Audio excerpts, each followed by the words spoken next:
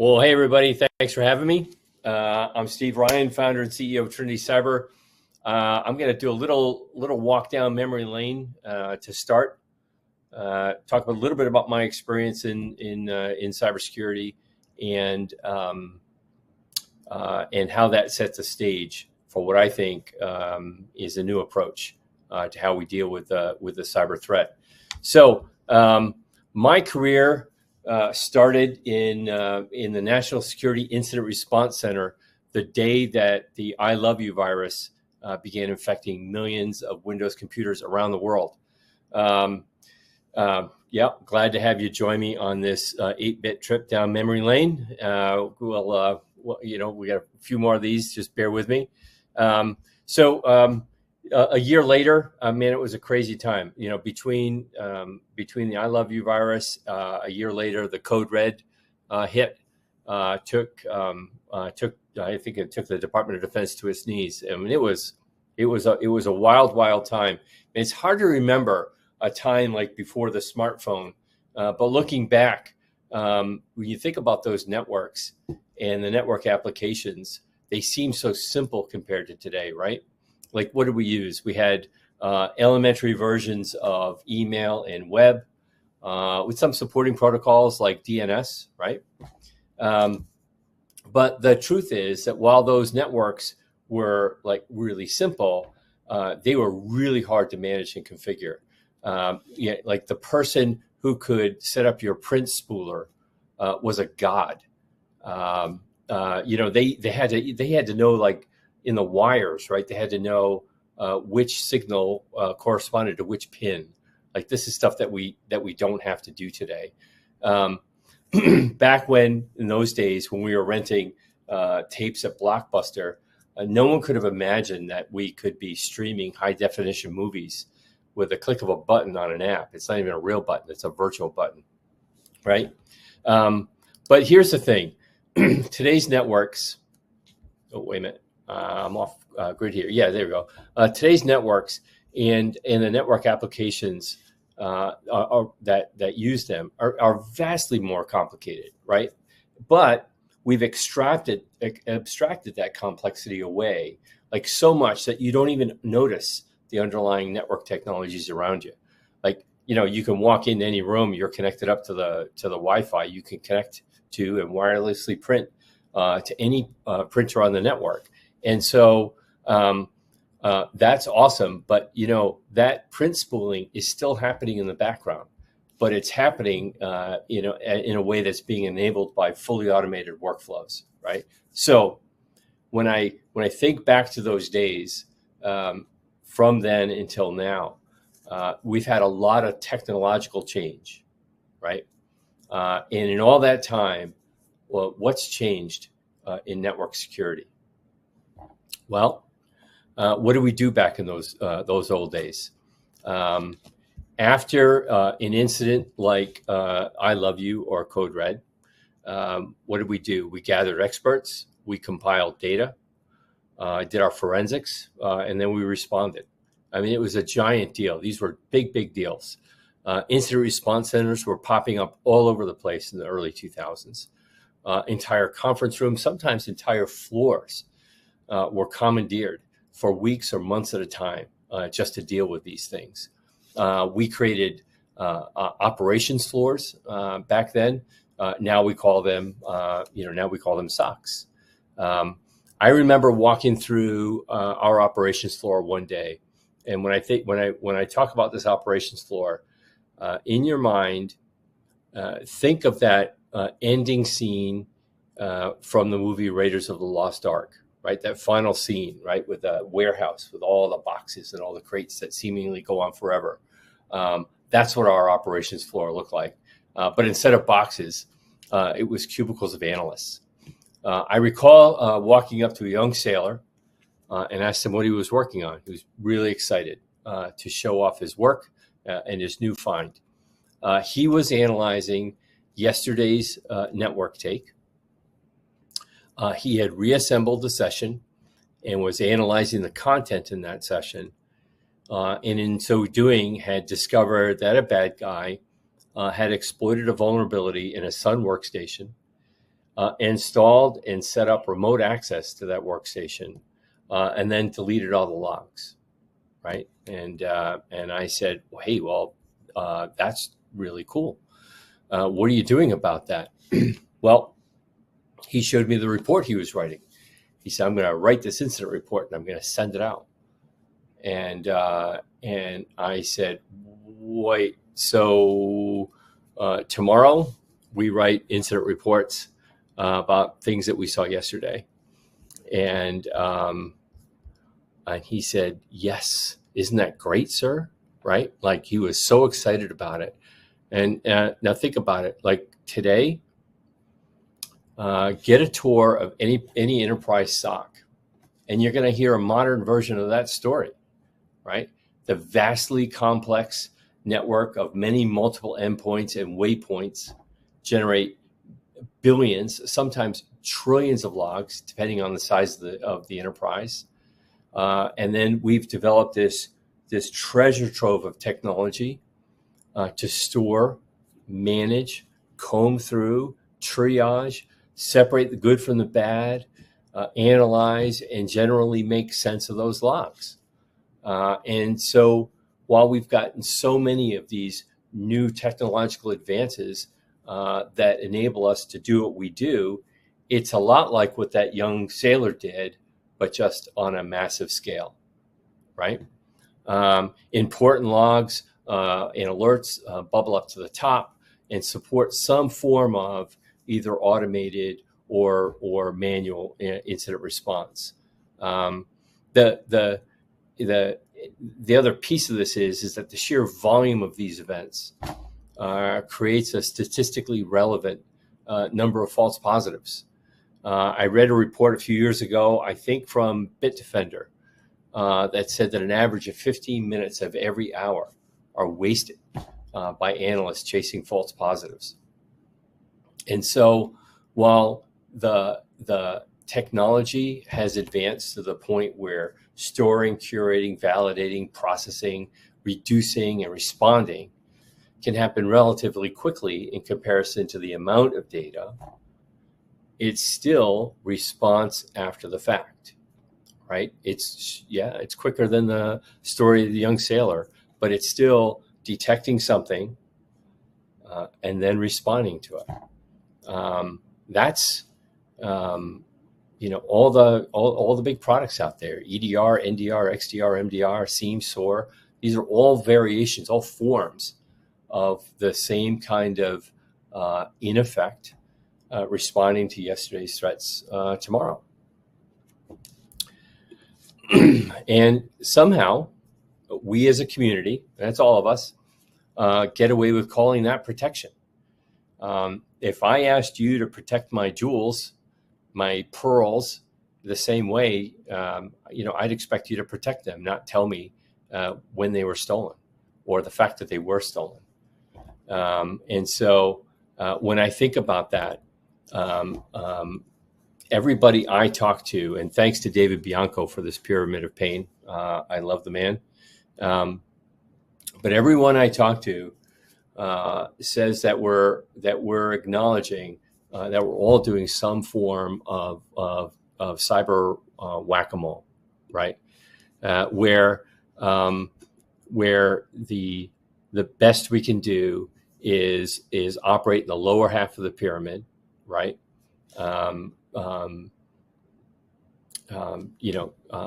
Blocking domains, blocking IP addresses and hash values and things of that sort.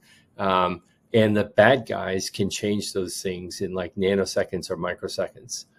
And what the bad guys do is work at the top of the pyramid, where they've got their tools and their techniques, and those change pretty rarely. And so we keep doing this. And my belief is that if we stay at this and we stay working at the bottom of the pyramid, this approach will never scale, and we will continue to lose. Look, ask any new CISO. The first thing that he or she did upon taking the job, they worked to develop an inventory of all their endpoints and map any and all vulnerabilities. not a bad thing, but for most enterprises, that's a nearly or actually impossible task. Not only is the number sometimes uncountable, but by the time you're done with the inventory, it's changed and changed significantly. So again, I'm not saying that knowing what you have to protect is a bad idea, but what about also focusing on the top of this pyramid, the bad guys, and then the much smaller set of tools and methods that they employ? Okay, so I kind of walked through that story early on because that encounter with that young analyst has stayed with me for a long time, a couple of decades.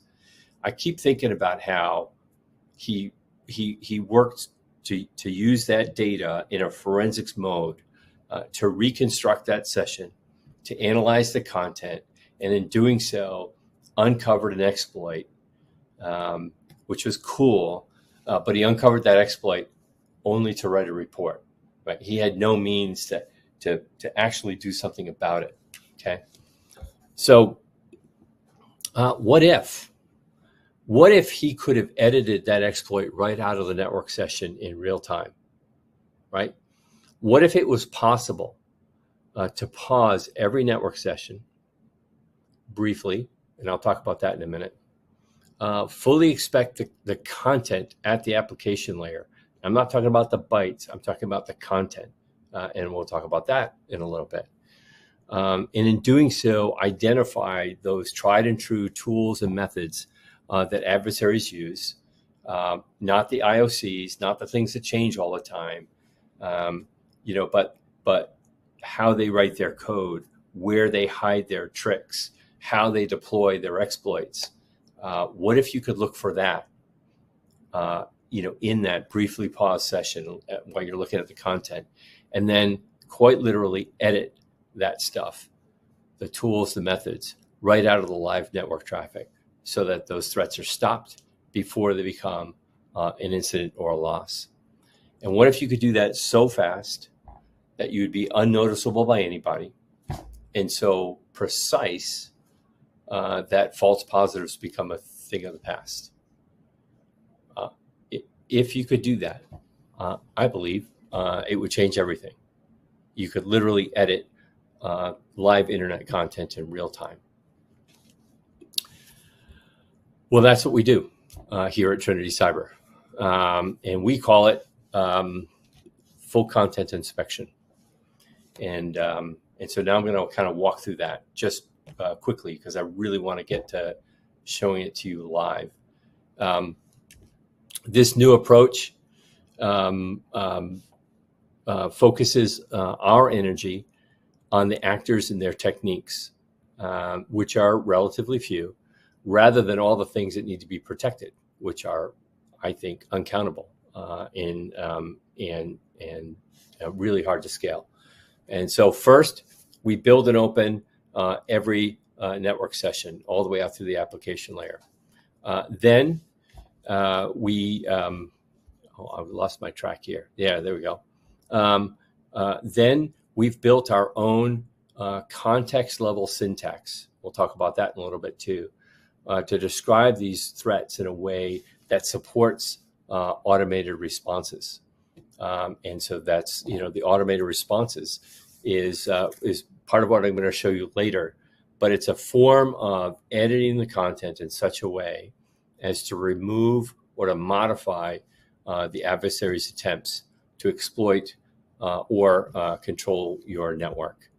And that is, and then of course the mitigated or the cleaned traffic comes out the other end. And so all this, all of what I'm talking about is operating on all internet traffic. It's both directions, right? When I talk about the content, I'm talking about parsing the content, down to its lowest level. By that I mean, like, the bytes that become the bytes that become a web download are the web download. The bytes representing the PDF in the zip file become the PDF in the zip file, like literally down to that content level. all the common protocols, looking at, all the traffic, again, in both directions, decoding, deobfuscating, um, um, parsing scripts, JavaScript, HTML compression, all of that, looking for entropy, multiple file types, right? So we're looking at, the things that are being downloaded, the things that are being uploaded, zip files, right? Nested zips down 20 layers. It doesn't matter to us because it wouldn't matter on the endpoint. So we're literally kind of acting like we're an endpoint, but we're in the middle of the network traffic. And then probably the most powerful thing is the detection syntax that's applied across thousands of index fields per session. And so let me talk about that for just a minute, and then I might ask to see if we have any questions. So the detection syntax is powerful. When I talk about that, it really is about setting the conditions to do in less than a millisecond and in line what that analyst did more than 20 years ago. Proxying full session traffic is not new. Parsing the content of a session into its fundamental building blocks is something that can only be done as a post-incident forensics effort until now. What we're looking at is, this is what the rest of the world sees, right? Where they're looking at a network session. This is, of course, it's just a piece of it. But what we're doing is we're peeling that network traffic off at a layer 2. We're building the entire session. As I described before, we're parsing the content, aligning and assigning the bytes to their, to their protocols or file types, building those things out. And then even within a file type, building out the content and subcontent inside that file type. It's the only way that you can find the things, again, like finding what makes an adversary an adversary.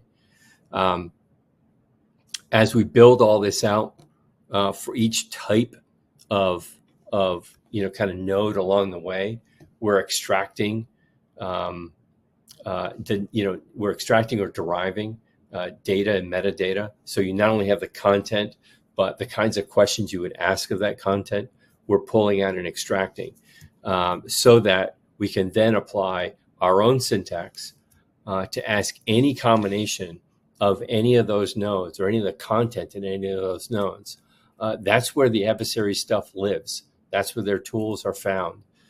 In this example, and I'll give you one live, I'll show you this particular example live, is an example of an equation editor exploit where this particular CVE can only be found if you've parsed the content down to the lowest level and you know where you are in the document, so that you can look for a series of bytes in a certain context. So our syntax allows us to find these things, and that same syntax allows us to remove the malicious content or prevent it from happening, prevent it from being delivered. And then we re-render this edited content and send it back in line. FCI, this full content inspection, does that in line in both directions in less than a millisecond at speeds greater than 100 gigabits a second. And so when I talked about like, what if you could do that? And then now talking about how it changes everything, this literally changes everything. It's, if you can see the malicious content and see the malicious threat before it makes it into your network, and have the opportunity to do something about it, this is powerful. We're not talking about, blocking IP address or blocking sites. This is finding malicious content and removing it. Before I before I get to the next slide, I want to ask Jessica to pop on, if you don't mind. Do we have any questions from the audience, from the group? Hi, Steve. We actually do have a few questions. The first question is, how does full content inspection deal with encrypted traffic? Oh yeah, no, that's cool. I should have talked about that. I get that question all the time. No real magic there. We're proxying TLS just like an F5 SSLO would proxy TLS. So it's a cooperative effort. There's no real magic there. It's a cooperative effort. You put us in line. You put us in the path between you and the internet, and then you or your enterprise have to accept our cert. And in doing so, we do a TLS proxy, and if there's anything you want to exempt from that, we manage that too. Do you have any other questions? Excellent. Thank you, Steve. There actually is one other question. Oh, how does full content inspection processes affect the browsing experience for users?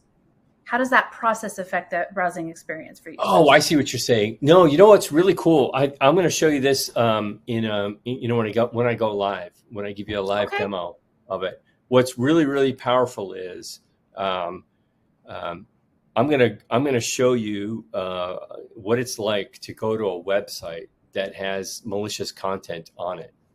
And of course, I won't get infected with that malicious content because I'm going to do that through FCI, through Trinity Cyber. But you'll also notice that my experience is just not daunted at all. Wow. I don't get blocked. I don't get a big banner. I'm not allowed to go to the site. What we're finding, I will tell you, as we, before we get to the live, we're seeing an uptick in malicious JavaScript bolted onto legitimate sites, and I'm not even talking about like the kind of grayish legitimate sites, but sites that are aligned with our customers.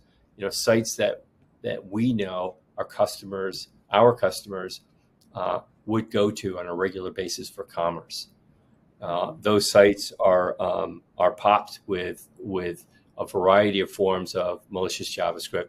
I'll show you that in the portal here in a minute. Excellent. And this stuff is at the network layer. I don't see anyone else detecting or even alerting on that stuff. Oh, wow. Before we go to the demo, there is one other question that just came in. How do you handle TOR traffic? How do I handle what? How do you handle TOR traffic or Tor traffic? How do we handle Tor traffic? Well, yeah, that's a good question. To us, well, Tor traffic is just like any other traffic, right? So now it's going to be, I think with Tor, you've got end-to-end encryption going on, and so oftentimes what we'll do is, if that is a kind of traffic that you don't want on your network, we can identify it easily through its protocol and just rip it out. Excellent. Yeah. All right. Cool. All right. Well, Jessica, I'm gonna press on then. Okay. Excellent. Thanks. Okay. And so that's kind of a little bit about the technology. One of the last things I want to do before I show you this thing live is that what we do at Trinity Cyber is deliver this new approach as a full suite of cybersecurity services. It's like an entire end-to-end stop the adversary automated workflow. We curate and gather threat intelligence. We've got access to live traffic so that we can hunt, for malicious activities. We've got access to full PCAP for a long time.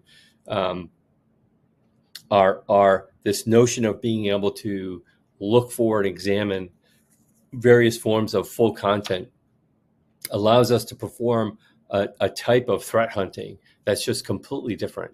It's a full content threat hunting. We're not hunting by looking at logs. We're hunting by looking at various things in various forms of content. And in every time we see something and take an action, and we have this detection and action pair, an event is generated and it's pushed to the dashboard, to our portal. And then you as a customer log into that portal, and you can see all the things that we've done for you on your behalf. Every one of those events, either by a human or an automated process, has been triaged. It's one of the ways that we keep our ridiculously low false positive rate ridiculously low. Our accuracy rate is better than 99.99%. That's across all customers, across all sessions. So with that, I'm going to do a demo. And so I'm going to share my screen, and I'm going to share. Oh, give me a second here.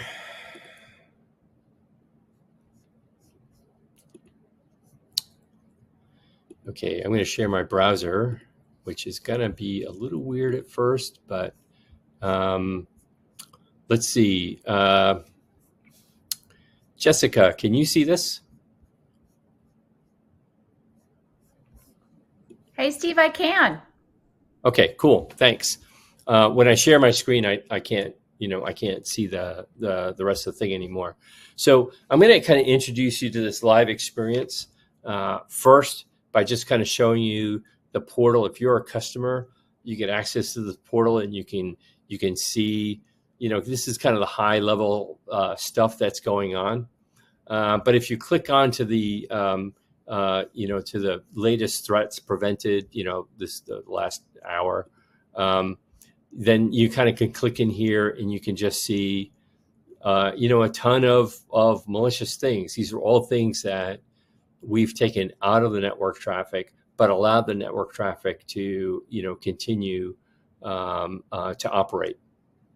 And so, big laundry list of things here. I've picked a few of them out on the portal just to kind of walk through them and kind of help, navigate.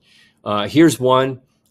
This is some command and control from a remote access Trojan that we saw. This is in a particular customer's network. There's a lot of them, a lot of attempts to regain C2. So this is an existing infection, and in this existing infection, this device is trying to talk, call home, right? So for each of these things, each of these events, notifications that we provide, we give you a background of the threat. This is a RAT, remote access Trojan. We tell you what we did. We give you MITRE ATT&CK tagging, all right? And these are all the discrete events associated with this one thing.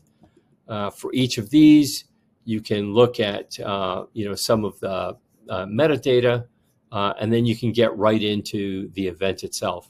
And so for each part of the event, we're pulling off, metadata and content, all the way down. So these are things that you can kind of poke in and examine.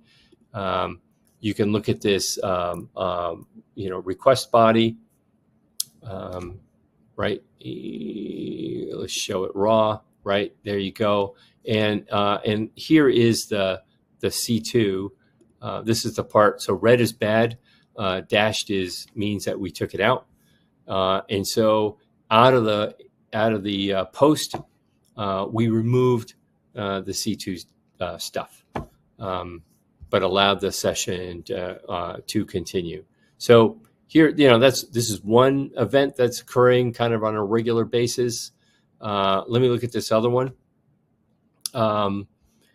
This is a form of PDF that gets generated upon a search engine optimization poisoning. like you search for something, and what you search for is the top result, and you click on it, and you're presented with a PDF. There's a couple of unique things inside this PDF, and I won't talk about what those unique things are that we can detect, because, well, that would be kind of crazy. But there are some unique things inside the PDF that are visible to us, and when we look at it, this is what that session looks like. Here's the malicious PDF. Again, red is bad, dashed means we took it out. So we removed this whole PDF from the web response. One of the interesting things on this, one of the things that's a telltale of this PDF is this this image here. I love pulling this out. I can copy this to a clipboard, and I can use our friend CyberChef on this.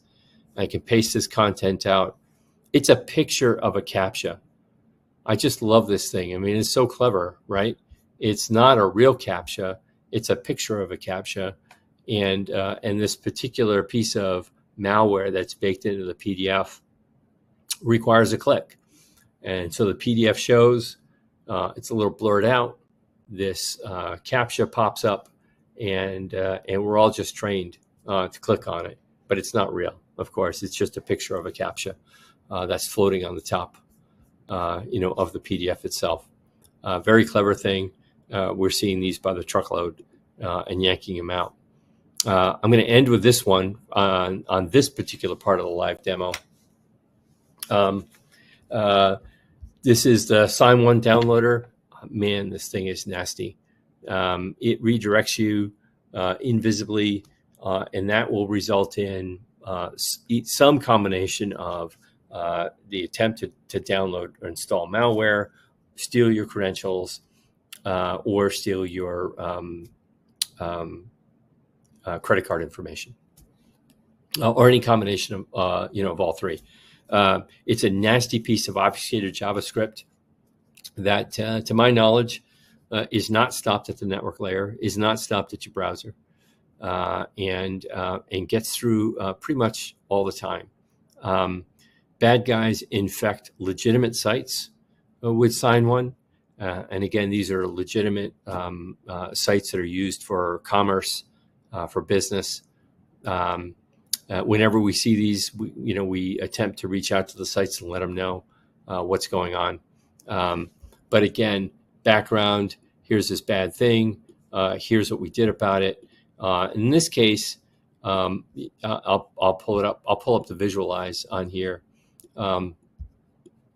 Here's the web response, and here's the HTML. These are the scripts that we pulled out of the web session. So the web session continues, but we're ripping the malicious, the Sign1 scripts out of the web session. So for all intents and purposes, the session continues normally without any interruption.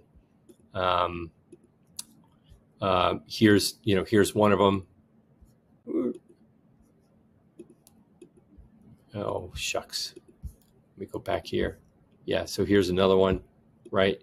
And so the cool thing about Sign1 is that it is pretty obfuscated. Oftentimes you look at this and you can't see it, and you can't tell what it is. But if I go back to this site here, why don't we go to it?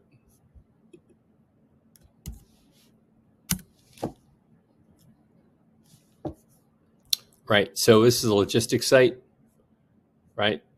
This is legit, right? This is a real site, and I've just gone to it, even though I know it's infected with the Sign1 malware. So with that, I'm going to stop sharing this screen.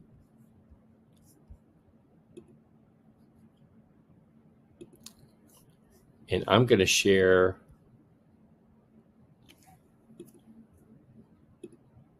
hold on.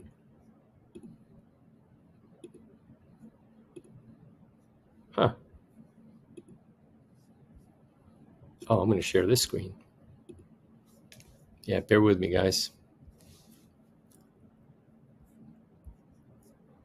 All right. I don't see that I'm sharing that screen.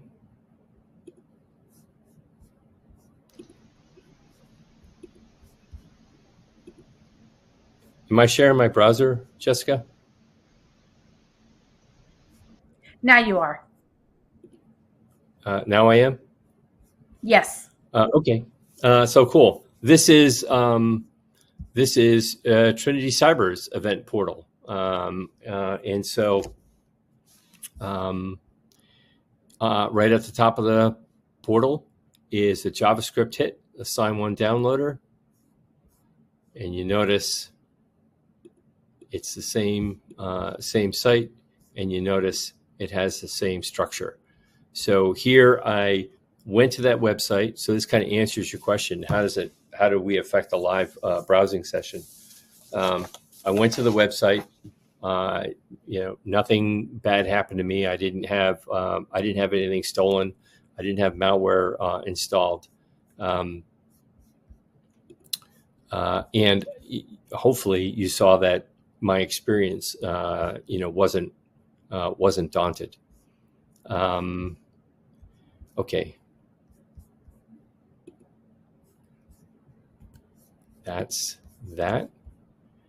I've got a few more minutes. I want to do another quick demo, but I need to share this screen again. Stand by.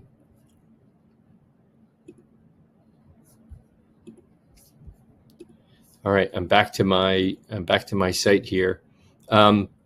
I'm going to just download a couple of. So I'm going to bounce between this window and the other window, so you kind of bear with me on this. But I've gone to VirusTotal, and I happen to know where to look on VirusTotal and happen to look at these particular hashes. But here's a document that is pretty well detected. It's pretty well detected because this particular document has been around the block a few times. But it is an Office document with an equation editor, a vulnerability exploit baked into it. And so what I'm going to do is I'm going to hold on a second. I want to just share my whole. I got to share my whole screen for you to see this. So stand by here. Entire screen. All right. There's that guy. Okay. So here's VirusTotal. So this is a malicious RTF. There's some details about it here. It's the CVE 11882. That's the equation editor vulnerability. It talks about who catches it, right? And so a lot of people catch this thing, right? So that's cool. I could change one thing in this document and repost it, and nobody would catch it for a while, because by and large they're catching it because of the IOC. And so what I'm going to do, and you'll see my whole screen here, is I'm going to download this, and there you go. You just saw it pop up, right? So you didn't see any delay there. There was, nothing slowing me down. And so I will now go to Trinity Cyber's portal and go back to the activity page and refresh it. And it's on here somewhere. Sometimes things happen so dang fast. There it is. So here's the equation editor exploit I just downloaded from VirusTotal. And if I visualize this, hopefully this diagram looks sort of familiar. It was in my slideshow. This is a step-by-step rebuilding of the network and the download. There's an RTF here. If I look at the content of this RTF and I look at it in hex, again, this is what this is what the world sees. This is what anyone else is going to look at if they're looking at this thing at a network layer. But what we're doing is examining, each of the nodes all the way down. And again, red is bad here, so you'll see why I'm showing you this in a minute. All the way down to this last object here. We know that this object is an equation native stream object. That's important because only in this object, if you look at the content, will you know that this byte, this 08, is the font name byte. And if you go 40 bytes past the font name byte without a null character, it creates a buffer overflow and then executes what's on the other side of the overflow, which is this call out to a PowerShell that I'm highlighting here. All that to say that this that I'm highlighting could be anything that's executed after the after the overflow. And this document could be any document that's been crafted in such a way to cause this overflow. So the combinations are endless. The thing that's not endless is the fact of the presence of this overflow. You can't just look for an 08 byte and then count 40 bytes later and look in, and if there's no null character, then it must be the equation editor, because that combination could happen randomly anywhere in the web session, in the network session. And so knowing that it's in this node here in the equation native stream object inside the CFB, which is inside the OLE one, which is inside the RTF object itself, that's the only way to detect it, and to detect it in a bulletproof way. So that's another example of a live exploit. And with that,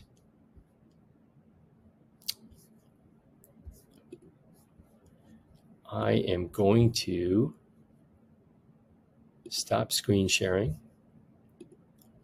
and then people ask me like, so what's next with this thing, and honestly, what's next is that we've got to bake this construct. We got to have a trusted third party that can examine the content between the good guys and the bad guys. And so baking these FCI constructs into the very fabric of our internet, I think is where we need to go.